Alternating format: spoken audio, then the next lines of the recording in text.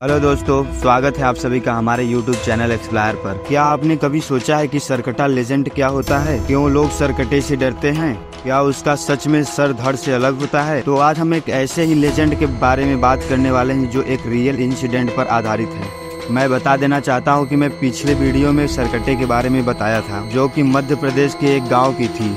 अगर आपने वीडियो नहीं देखी तो वीडियो जाके देख लेना। तो ले लो हथियार अपने हाथ में और चलते हैं झारखंड के एक जिले में जिसका नाम खुंटी है।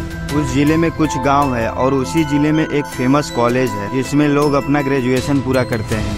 कॉलेज के आसपास बहुत ही घना जंगल है जिसमें जाने का मतलब वापस लौट के न आना। अब कॉलेज में नए नए बच्चे आए होते हैं तो उन्हें घूमने का बड़ा शौक होता है और उन्हें ये नहीं पता था कि ये जो कॉलेज के आसपास जंगल है वो बहुत ही डरावना है। अब कॉलेज में नए बच्चे आते हैं तो उनका स्वागत फ्रेशर पार्टी करके किया जाता है। रात को फ्रेशर पार्टी रखी जाती है जिसमें फर्स्ट ईयर के पूरे स्टूडेंट शामिल होते हैं और उनका स्वागत करने के लिए उनके सीनियर फूल माला लेके स्वागत करते हैं। अभी फर्स्ट ईयर वालों का बहुत ही भव्य तरीके से स्वागत किया जाता है।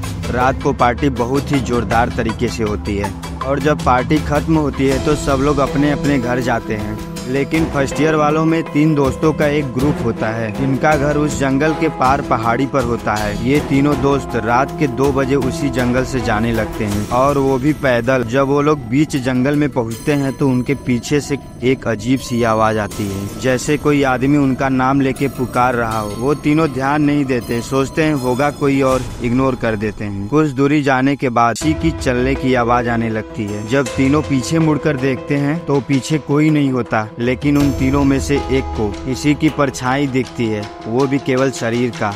के शरीर में उसका मुंडी था ही नहीं। वो बोलता है कि पीछे कोई परछाई है। तब वो लोग हंसने लगते हैं। तभी अचानक पीछे से किसी की दौड़ने की आवाज जोरों से आने लगती है और ये तीनों पीछे मुड़कर देखते हैं तो किसी की सड़ी हुई मुंडी हवा में लटकी हुई नजर आती है। जब ये तीनों ध्यान से देखते हैं तो इन्हीं तीनों में से एक लोगों का मुंडी रहता है। ये तीनों बिल्कुल शून्य सा पड़ जाते हैं और घर की ओर तेजी से भागने लगते हैं। तभी अचानक सामने बिना मुंडी के एक लंबा सा शरीर आ खड़ा होता है और पीछे की ओर उस सरकटे का सिर जो कि हवा में उड़ता ही रहता है। अब इन तीनों को समझ नहीं आता कि क्या किया जाए। सरकटा उन तीनों में से एक का टांग पकड़ के उठा ले जाता है और ये दोनों कोशिश करते हैं बचाने की, लेकिन बचा नहीं पाते। अब ये लोग अपने गांव की ओर तेजी से भागने लगते हैं और ये भागते भागते अपने गांव पहुंचते हैं। लोग इतना डर जाते हैं कि घर पहुंचते ही बिना किसी से कुछ कहे सो जाते हैं और सुबह होती है तो ये लोग अपने पेरेंट्स से सारी बातें शेयर करते हैं। तो उनकी दादी इस सरकटा के बारे में बताने लगती है कि बहुत समय पहले की बात है जब हमारे पूर्वज हुआ करते थे जो खेती बाड़ी करके अपना भरण पोषण करते थे। और एक राजा हुआ करता था जो कि बहुत ही हिंसक था। वो अपने प्रजा को बहुत ही बेरहमी से काम करवाता था। कुछ ऐसे ही चल रहा होता है तभी अचानक एक दिन राजा के लड़की की हीरे की अंगूठी चोरी हो जाती है और वहाँ का मंत्री किसान के बेटे पर चोरी का आरोप लगाता है, जबकि मंत्री ही अंगूठी चुराया होता है। किसान राजा से अपने बेटे के लिए माफी मांगता है लेकिन राजा किसी की सुनता ही नहीं और किसान के बेटे को बुलवाता है और उसका सर धड़ से अलग कर देता है। ये सब देखकर किसान प्रण लेता है कि मैं आप लोगों का जीना मुश्किल कर दूंगा। ये कहकर किसान भी वहीं अपना गला काट लेता है। फिर दादी बताती है कि उसकी आत्मा आज भी भटक रही है जिसे सब सिरकटा के नाम से जानते हैं और वो किसान जिससे भी मिलता है उसका सर धड़ से अलग कर देता है। दादी से ये सब सुनने के बाद वो दोनों दोस्त सोचने लगते हैं आखिर क्यों एक ही लोगों को उसी सरकटे ने मारा। पता लगाने के बाद पता चलता है कि वो राजा का वंशज था, शायद इसीलिए उसे सरकटा उठा ले गया।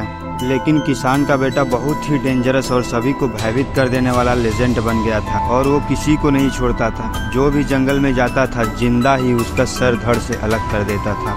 अब दोनों दोस्त कुछ दिन बाद कॉलेज जाते हैं और ये घटना सभी दोस्तों को बताते हैं तो सभी लोग उन दोनों का मजाक उड़ाने लगते हैं कि ऐसी भी कोई चीज होती है। उन्हीं दोस्तों में से कुछ लोग इस बात पर यकीन न करते हुए रात को जंगल की ओर चल देते हैं और सिरकटा को जोर जोर से आवाज देने लगते हैं कि हिम्मत है तो सामने आओ। इसी बात को सिरकटा अपने फेफड़े पे ले लेता है, नहीं दिल पे ले लेता है और उन लोगों के चारों ओर कटे हुए सर का ढेर फैला देता है।